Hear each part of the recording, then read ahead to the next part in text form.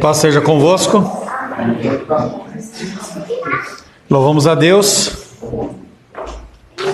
por mais este período que nós vamos iniciar. Estamos tratando da eleição. Júlia, estamos tratando da eleição incondicional, dando continuidade ao estudo.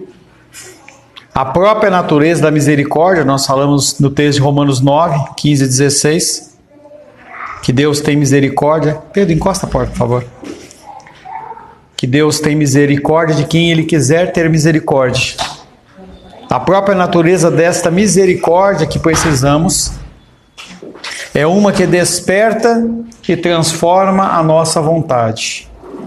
Nossa vontade humana, nossa vontade de fazer o que nós queremos, ela começa a ser transformada em uma vontade que completa e faz a vontade de Deus. Vou encostar a porta, por gentileza.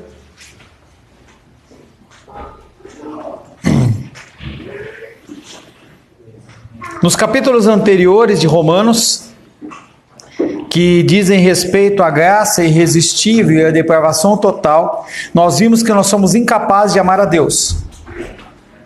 Nós somos incapazes de confiar em Deus. Nós somos incapazes de seguir a Cristo. Porque nós não queremos. Porque não nos é agradável. Porque o desejo do nosso coração é cumprir os nossos desígnios e a nossa vontade. Nossa única esperança é que a misericórdia de Deus, ela seja soberana e que a misericórdia de Deus, ela seja irresistível. Se assim não for, nós vamos passar de longe, nós vamos passar longe daquela condição, porque nós queremos cumprir a nossa vontade. Se isso que Paulo está falando é verdadeiro, todo o Evangelho tem sentido e também é verdadeiro. Nós falamos que a palavra de Deus é inspirada apenas por um Espírito e ela tem que andar numa mesma condição. Não estamos em condição de merecer misericórdia ou exigir misericórdia. Muitas pessoas fazem isso. Elas acham que porque elas estão na igreja, porque elas têm funções, elas acham que elas têm direito a. Uma das grandes frustrações dentro do cristianismo é exatamente essa. A pessoa ela chega com uma promessa dentro do coração dela de que ela passa a ter direitos. Eu sou filho, eu tenho direito a entrar na sala do trono e me jogar nos colos do Pai, sendo que a gente não vê em nenhum lugar nas Escrituras, nenhum anjo fazendo isso, nem o próprio Cristo fazendo isso. As pessoas acham porque elas fazem e cumprem os seus papéis na igreja, elas têm direito a exigir coisas. Se eu estou na igreja, eu estou pastoreando, eu estou sendo membro, trabalhando de alguma forma na igreja, Deus ele tem que cuidar de mim. Cuidar dentro da minha medida. Cuidar dentro da minha vontade. E tudo que vem acontecer que não é da minha querer, do meu querer e da minha vontade, eu reputo como ser uma obra do diabo e excluo Deus da conversa. Assim, pois, não terei misericórdia, ou melhor, assim, pois, terei misericórdia de quem me aprouver. Se tivermos de receber misericórdia, ela virá de uma decisão espontânea de Deus, não porque eu fiz algo. Nós fazemos coisas e queremos receber outras coisas em troca. Com Deus não funciona desta maneira. Nós, dentro das nossas vidas, nós vivemos desta forma, mas com Deus não funciona assim. Romanos 11, 7.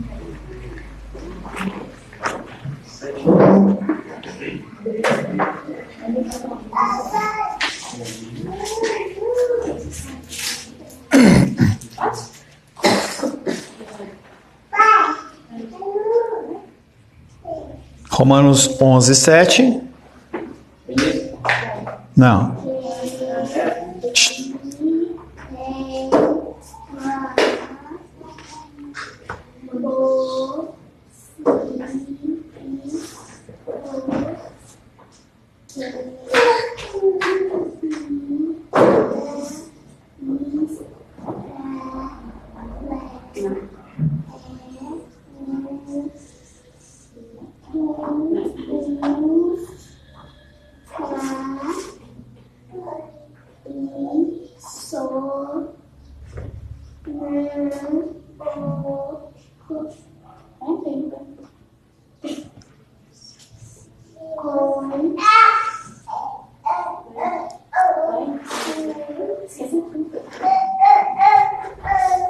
Que diremos, pois?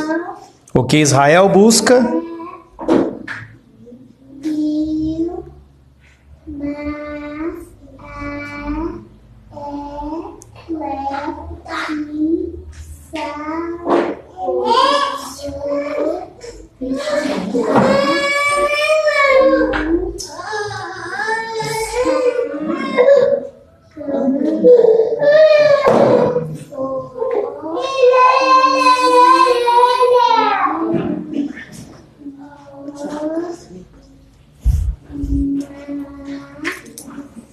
Ainda está no versículo 7?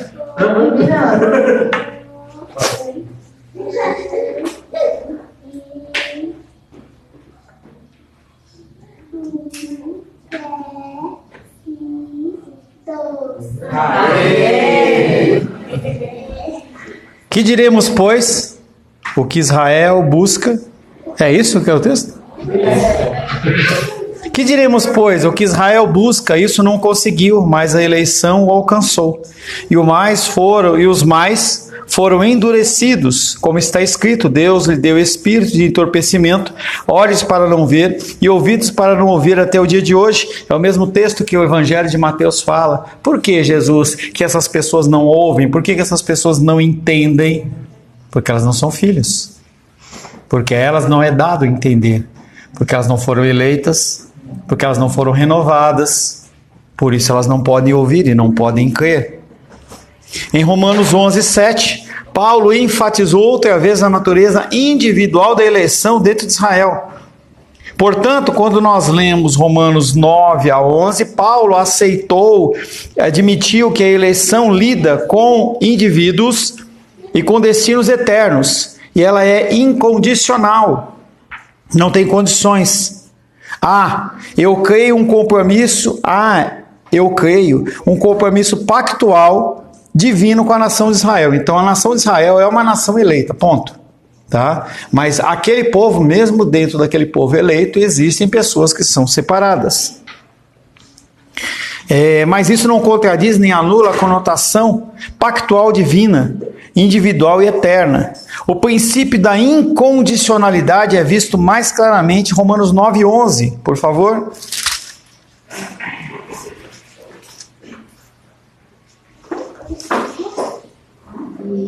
De novo, tá? Vai lá. Não, já lemos, vamos ler de novo. E ainda não eram gêmeos nascidos, nem tinham praticado bem ou mal, para que o propósito de Deus quanto à eleição prevalecesse, não por obras, mas por aquele que chama. Então a gente vê mais uma vez a citação do texto de Esaú e Jacó, que não haviam nascido ainda, e havia já um princípio de incondicionalidade, independente deles terem feito bem ou mal, independente da ação deles, eles já estavam determinadas. Outra afirmação poderosa da incondicionalidade, Efésios capítulo 1. Efésios capítulo 1. Versos 3, 4, 5 e 6. Lê 2 versículos, a Vânia, e eu não lembro como é o nome da menina. A Pati. Pati, lê 2 também, por gentileza. Capítulo 1, a Vânia lê 3 e 4. E a Pati de Patrícia? A Patrícia lê 5 e 6, por favor. Bendito Deus e Pai do nosso Senhor Jesus Cristo, que nos tem abençoado com toda sorte de bênção espiritual nas regiões celestiais e Cristo. Assim como nos escolheu nele antes da fundação do mundo, para sermos santos, irrepreensíveis perante ele e em amor. 5, 6. Nos predestinou para ele, para a adoção de filhos por meio de Jesus Cristo, segundo o beneplácito da sua vontade, para o louvor da glória da sua graça, que ele nos concedeu gratuitamente no amado. Bendito o Deus e Pai do nosso Senhor Jesus Cristo, que Ele nos tem abençoado. A bênção, ela é temporal, presencial, que nos tem abençoado com toda sorte de bênção ou bênçãos? Bênçãos. Leia aí, ué. Bênção. Se é bênção, ele está falando o quê? Salvação. Ele não está falando da roupa, ele não está falando da comida, ele não está falando de nada, ele está falando da benção. Ele nos tem abençoado com toda sorte de benção espiritual. Aonde? Nas regiões celestes em Cristo Jesus. Então essa bênção que ele está falando a bênção da glória eterna, a bênção que vai vir. E aí ele vem trazendo, assim como essa bênção é tão real, da mesma maneira como ele nos escolheu nele, antes da fundação do mundo, que é o texto de Apocalipse 13 e outros que nós lemos, ele nos escolheu nele antes da fundação do mundo para sermos o quê? Santos. Não inventa, gente, leia.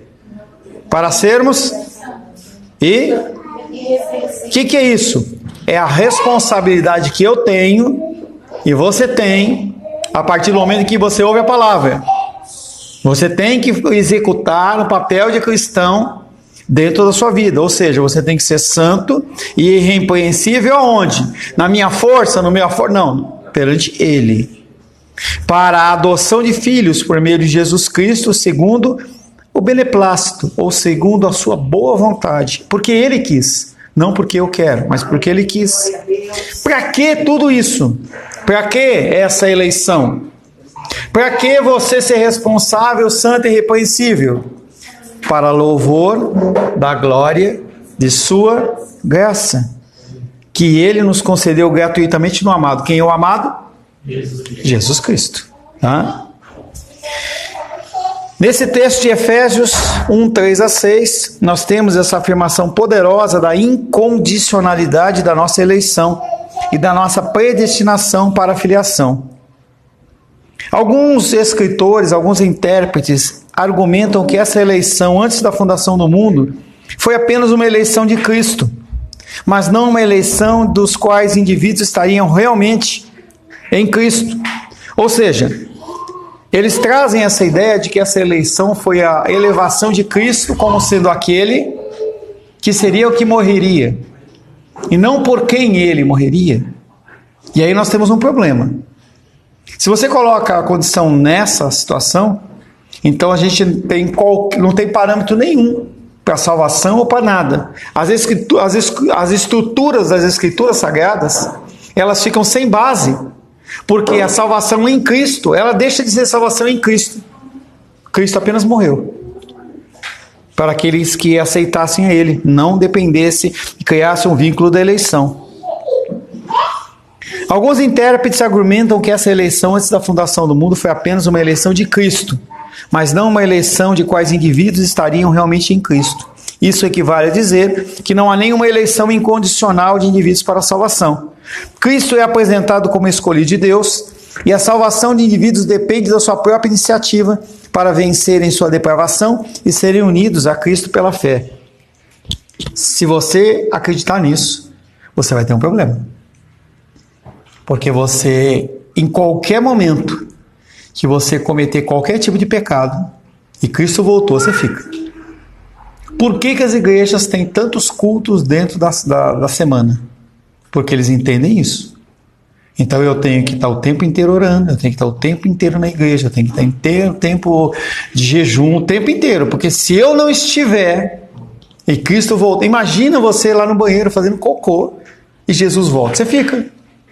Pecado, sujeira, imundície. Então as pessoas elas ficam correndo atrás da salvação, porque elas acham que a morte de Cristo ela não é definitiva. Por mais que Cristo fale está consumado, eu entendo que além de estar consumado tem algo que eu ainda tenho que fazer. Cristo é apresentado como escolhido de Deus, e a salvação de indivíduos depende da sua própria iniciativa para vencerem os seus pecados. Segundo eles, Deus não os escolhe, e por isso Deus não pode convertê-los eficazmente. Pode iniciar apenas a convicção, mas tem que esperar de quem proverá o impulso decisivo para despertar a si mesmo dentre os mortos e escolhê-lo. Ou seja, Deus fica na dependência de que você, em algum momento, você decida por Ele.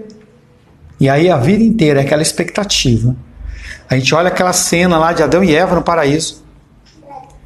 Vai lá Gabriel correndo lá no trono de Deus e fala: Deus, corre, corre, corre. Aí Deus vai lá, eles abrem um buraquinho nas nuvens lá, eles olham para baixo e falam assim: Adão a Eva vai comer a maçã. E ela vai dar para Adão e Adão vai comer. Vamos fazer alguma coisa? Não, Deus fala assim: não, ele não vai me trair. Ele não vai fazer isso. Não, ele não pode fazer isso. Não, não pode. E agora lascou. E agora? Ele comeu, ela comeu. Eles estão em pecado. Eles vão morrer. Chama Jesus. Jesus, olha lá o que aconteceu. Ó. Você vai ter que morrer. Puxa, é mesmo, Deus? Não dá para deixar para lá? O pensamento é como se fosse uma historinha dessa. Heloísa, senta com o papai. Você não é o centro da atenção e você não é o sol, tá? As pessoas, elas acham, ela não sabe, né, o que eu estou falando, é isso, né? Tá bom. As pessoas acham que esse Deus, ele não é um Deus que decide. Então ele precisa que eu faça alguma coisa. Essa interpretação não bate com o versículo 11 que nós lemos, em que ele fala que nós somos predestinados segundo o propósito daquele que faz todas as coisas conforme a sua vontade. Não é eu que decido. Não sou eu que decido. A gente mesmo, quando a gente pensa na nossa vida em casa, na família, hoje não, tá? Mas havia uma época em que eu chegava para a Luísa e falava assim: olha, faça tal coisa. Aí ela falava assim: não estou com vontade. Aí eu olhava para ela assim: e eu estou perguntando? A gente não está perguntando. Deus não está perguntando se você quer fazer ou não quer fazer. Ele está falando: o caminho é esse. Se você fizer, a bênção. Se você não fizer, a bênção continua da salvação, mas você vai ter uma vida desgraçada aqui na terra. A gente tem que entender que Deus não trabalha na condição do mérito. Ah, eu faço, eu ganho. Papai Noel faz isso. Deus não. Se eu for um bom filho, eu ganho presente. Se eu for um bom filho, eu ganho a bicicleta. Não funciona assim com Deus. Porque o propósito dele é em Cristo.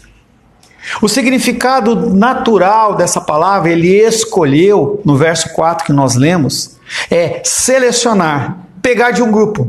Então você vai lá, quando a gente estava ali para comer, você olhou, tinha vários pães. Você escolheu um pão. Você pegou aquele que você quis. Por que você não pegou outro? Porque não quis, você pegou aquele.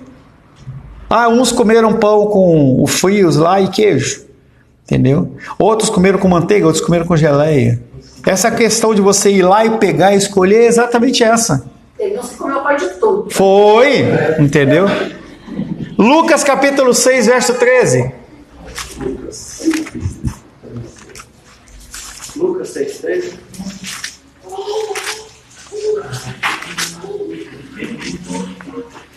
Lucas capítulo 6, verso 13. E quando amanheceu, chamou a si os seus discípulos e escolheu 12 entre eles, aos quais deu também o nome de apóstolos. E quando amanheceu... Oi? E quando amanheceu, chamou a si os seus discípulos e escolheu. Haviam mais que ele podia ter escolhido? Haviam mais, muitos mais. Muitas pessoas que ele podia ter falado: eu quero esse. Alguns, e aquela historinha que a gente já falou algumas vezes, né? É a história do jogo lá de vôlei, de futebol. Os capitães vão tirar lá para o ímpar e começam a escolher, né? Escolhe os mais bonitos, os mais altos, os mais fortes. E você vai ficando, né? Aí você vai olhando assim, pô, e agora? Esse aqui eu sou bem, né? Será que eu sou bem? Entendeu? Lucas capítulo 14, verso 7.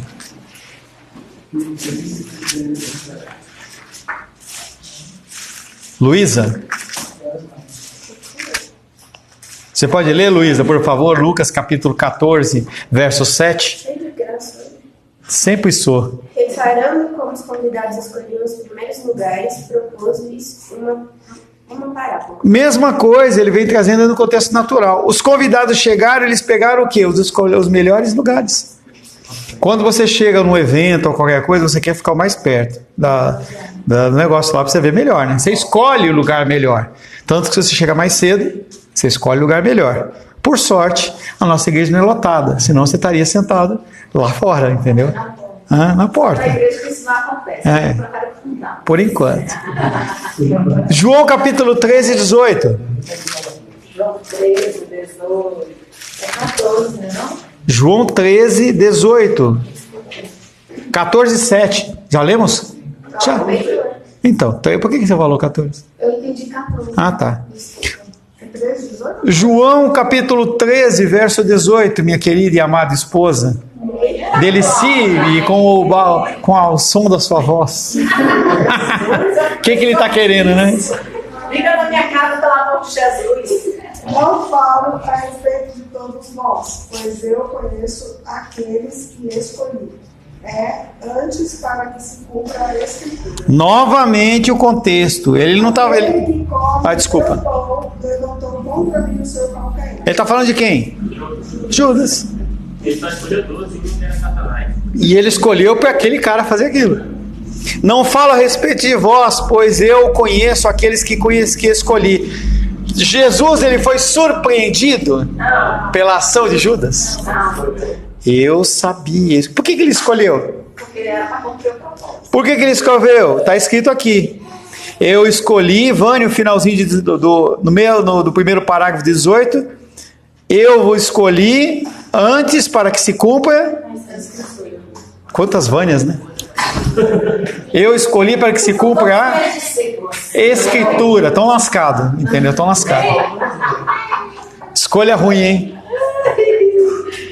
João 15, 16. João 15, 16. Não fostes vós que me escolhestes a mim, pelo contrário, eu vos escolhi a vós outros, e vos designei para que vades e deis frutos, e o vosso fruto permaneça, a fim de que tudo quanto pedirdes ao Pai, em meu nome, Ele vos conceda. Ah, pastor, ele está falando aqui dos apóstolos. Tudo bem, seria verdade se em Mateus, lá no final do Evangelho de Mateus, ele não dissesse ide e pegar o Evangelho a toda criatura. Se fosse só os discípulos, os apóstolos, a obra tinha morrido quando? Há 2000 anos atrás. Ela continua viva, entendeu? João capítulo 15, verso 16 e 19. Não fostes vós que me escolhestes a mim, pelo contrário, eu vos escolhi a vós, outros, e vos designei para que vades e deis fruto, e o vosso fruto permaneça, a fim de que tudo quanto pedis ao Pai, em meu nome, Ele vos conceda. Se vós fosseis do mundo, o mundo amaria o que era seu. Como, todavia, não sois do mundo, pelo contrário, dele vos escolhi, por isso o mundo vos odeia. E aí, novamente, a condição da escolha. A gente passa batido em cima desses versículos, mas ele vem falando continuamente a condição da escolha. Continuamente, tá? Se a gente fosse do mundo, o mundo olharia pra gente e falaria assim, eles são legais, são beleza. Você pode olhar que em qualquer conflito que tenha, o cristão é perseguido. É porque tem mais cristão? Não é. Por que não se fala nada sobre budista? Por que não se fala nada sobre o Islã? Por que não se fala? Lógico que o pessoal tem medo também, né? Mas por que não fala das outras religiões? Será que essas religiões elas não são perseguidas? Será que essas religiões elas vivem à vontade? Como é que é isso? Apenas aqueles que são cristãos eles são julgados. Não tem outra condição. Se tiver que matar, o cara, eu estou lá no Islã e eu quero ser budista. Talvez o cara não fale nada. A gente vê aqueles filmes daqueles budistas, né? Aqueles monges, o cara careca, e aí o cara tá lá meditando. O que você está buscando, né? Como diz lá o Kung Fu Panda, né? Eu estou buscando a paz interior. Você olha e fala assim, nossa, que pessoal cheio de paz, né? Coloca um cristão perto deles. O cara toca fogo, o cara queima, bate, mata, mas só com quem? Com os cristãos, porque as outras religiões são do mundo. Portanto, o significado natural do versículo é que Deus escolheu pessoas dentre toda a humanidade, antes da fundação do mundo, para tê-las em um relacionamento com o Cristo Redentor. Essa é a maneira natural de entender os versículos, não se forçar. As escrituras sagradas são como um grande quebra-cabeça. Se você já montou um quebra-cabeça, você sabe que às vezes a peça ela aparece, e ela não encaixa. Não encaixa. só vai ficar bonitinho, certinho, quando ela for aquela peça. Aí ela encaixa. É verdade que toda eleição se deu em relação a Cristo, na mente de Deus. Cristo estava crucificado antes mesmo da fundação do mundo. Não haveria eleição de pecadores para a salvação se Cristo não tivesse sido designado para morrer em favor deles, mas não é uma consequência do pecado. Se a gente colocar a designação de Cristo morrendo na cruz do Calvário depois da queda de Adão e Eva, aí ele veio para resolver um problema. Muitas religiões cristãs entendem que a história humana ela é dividida em coisas chamadas dispensação.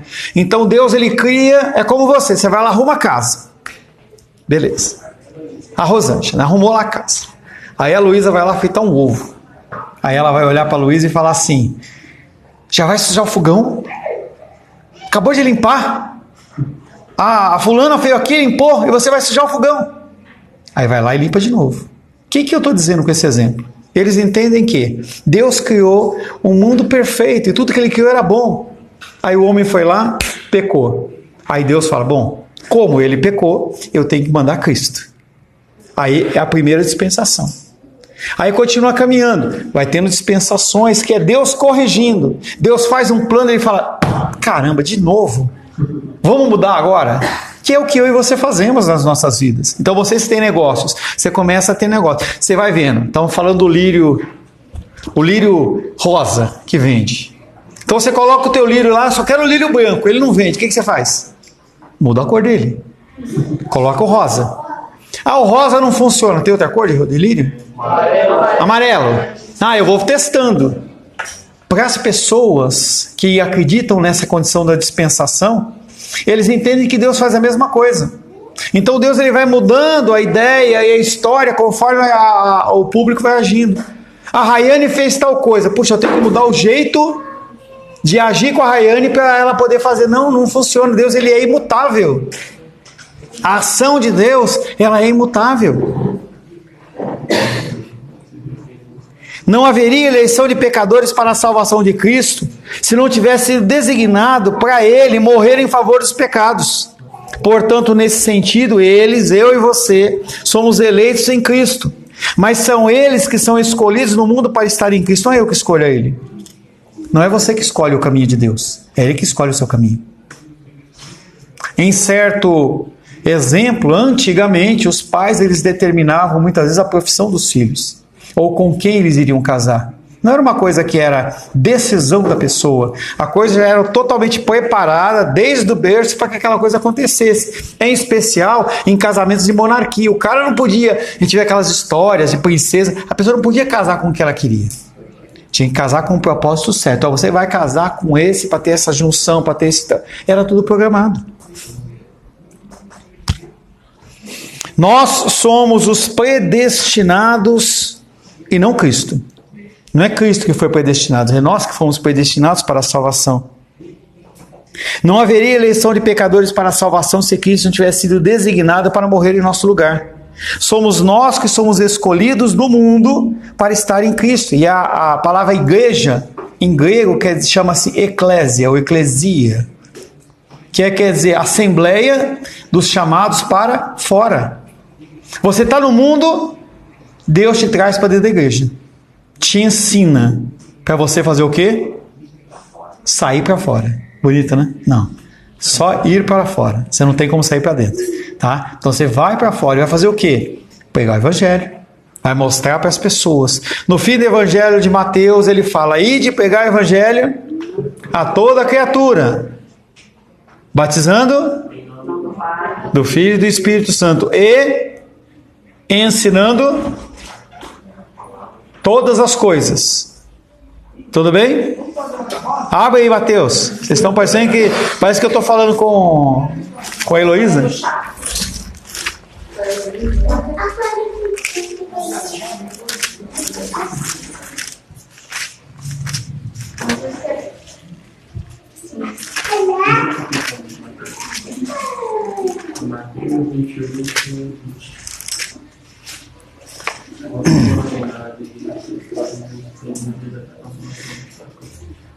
Mateus capítulo 28, 18.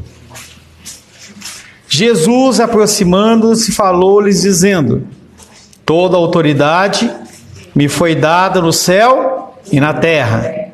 E aí ele dá um comando: ide, portanto, fazei discípulos. Ele está falando com quem? Com todos aqueles que são os filhos de Deus, eleitos. Fazei discípulos de todas as nações, batizando-os em nome do Pai, do Filho e do Espírito Santo, ensinando-os a... Que todas as coisas são essas? Mandamentos, leis, que mais? Calma. O que é essas coisas? Primeira coisa que você tem que entender é que dentro de... Quando você lê um livro, você vai ler um livro de física. As instruções do livro de física estão lá dentro. Então, se você está estudando, então o Daniel está lá estudando. E aí tem um exercício dentro do livro de matemática. A explicação de como resolver aquele exercício está no próprio livro de matemática. É assim que funciona.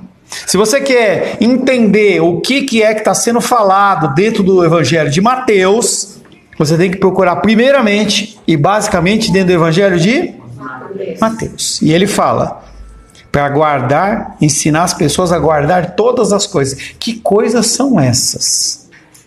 Mateus capítulo 5.